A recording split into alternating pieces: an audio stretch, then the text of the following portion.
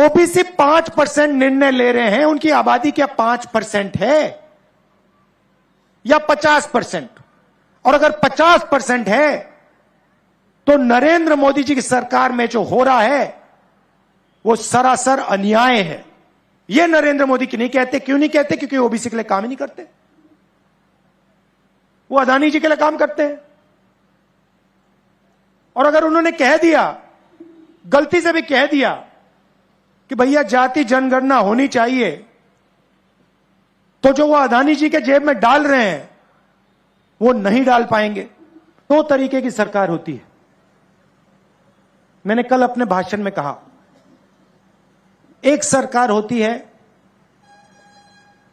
जो गरीबों के लिए काम करती है, किसानों के लिए, मजदूरों के लिए, बेरोजगार युवाओं के लिए उनकी मदद करती है और पूरी की पूरी अपनी शक्ति उनकी मदद करने में लगा देती है।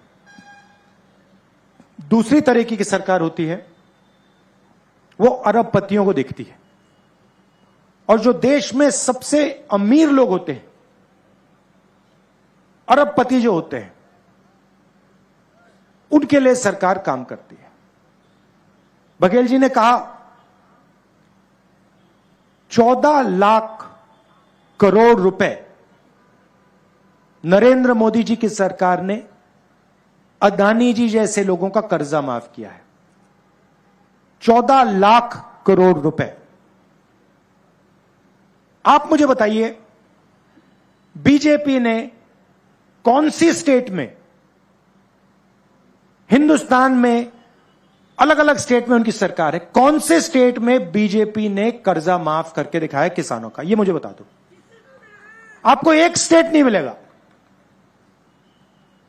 और सेंट्रल सरकार को तो छोड़ दो, उनका तो सीधा अदानी जी के साथ रिश्ता है। 24 घंटा अदानी अदानी अदानी चलता रहता है। खदानें दे दी, एयरपोर्ट दे दिए, पोर्ट दे दिए, किसान के कानून बना दिए उनके लिए। मोदी जी किसानों से कहते हैं नहीं, मैं तो आपके लिए फायदा करना चाहता हूं, मैं किसान बिल लाया हूं। सोचते हैं किसान को कोई समझ नहीं है।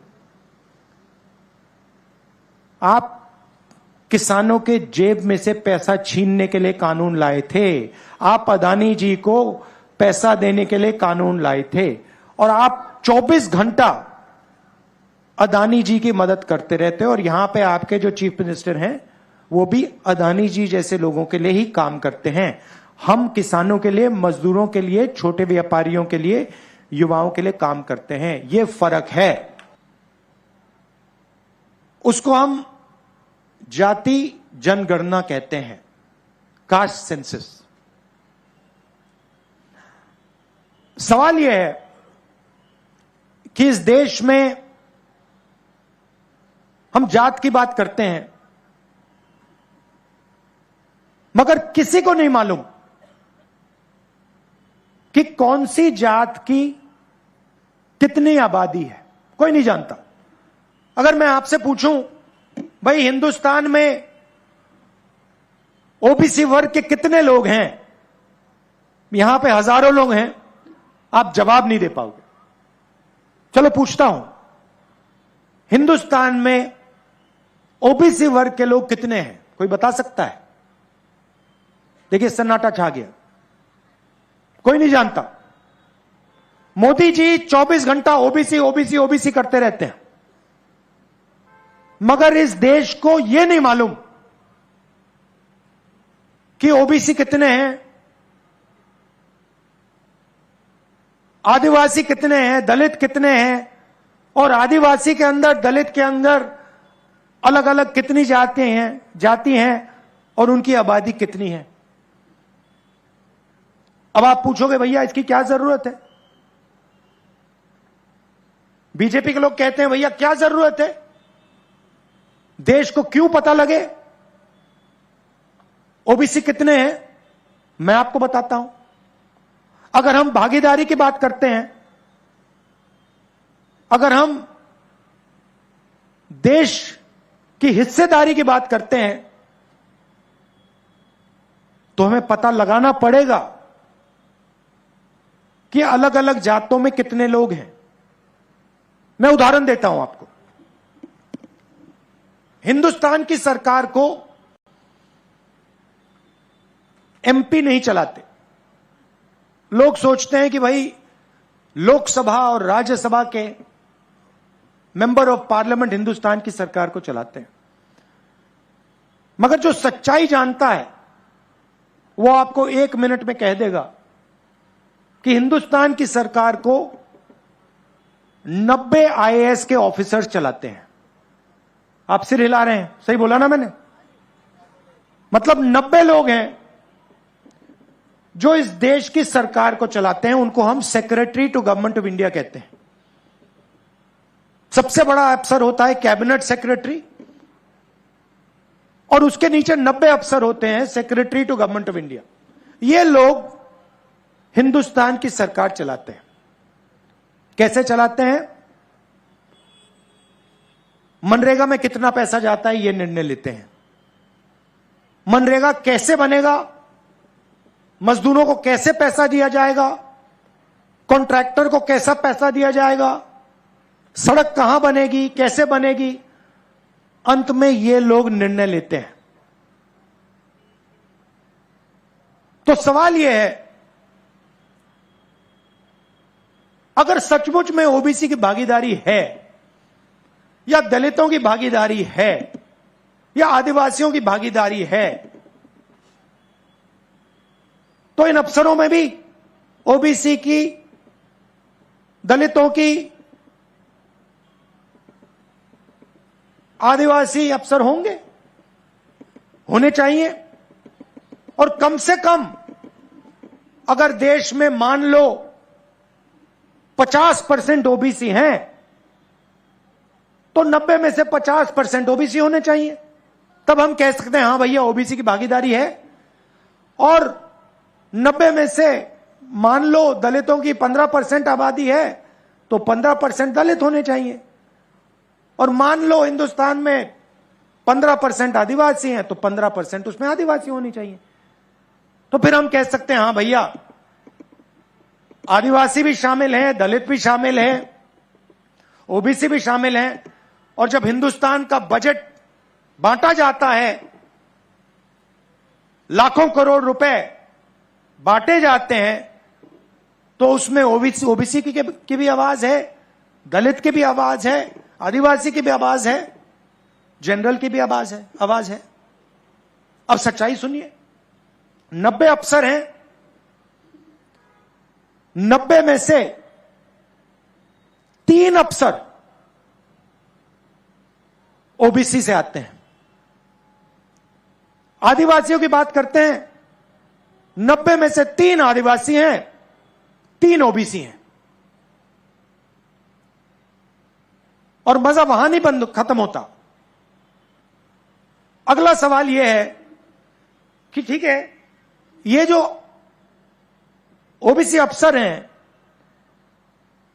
ये जो 3 हैं,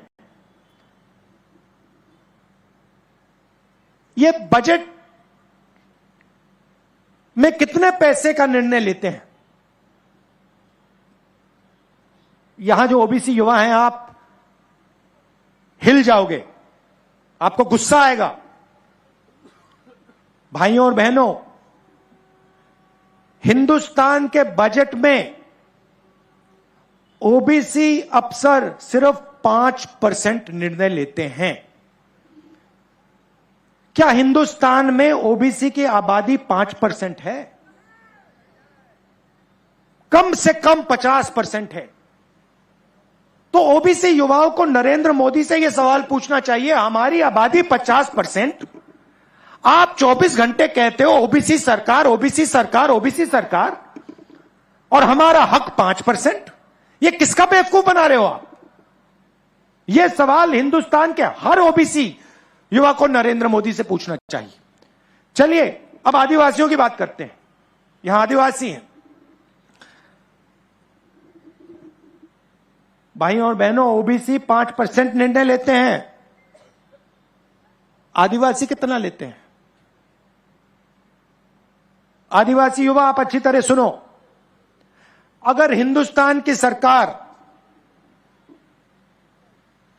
100 रुपए खर्च करती है तो हिंदुस्तान के आदिवासी अफसर